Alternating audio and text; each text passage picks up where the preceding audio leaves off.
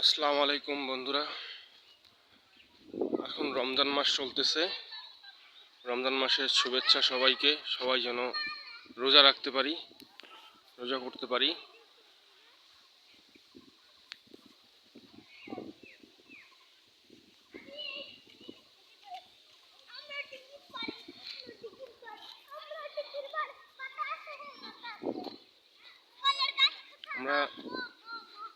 আমি এমন এক জায়গায় থাকি, একদম কবরস্থানের পাশে।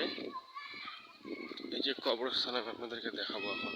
আমি যে কবরস্থানের পাশে থাকি, আমার বাসা হচ্ছে এই যে আমার পিছনে বাসা। আমি এই যে কবরস্থানের দিকে যাচ্ছি এখন, আপনাদেরকে দেখাবো কবরস্থানে থাকি।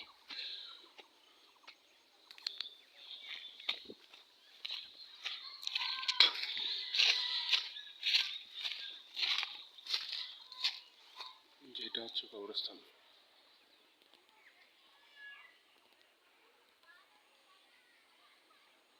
ওটা হচ্ছে এতিমখানা, এতিমখানা মাদ্রাসা, এটা কবরস্থান পুরোটা।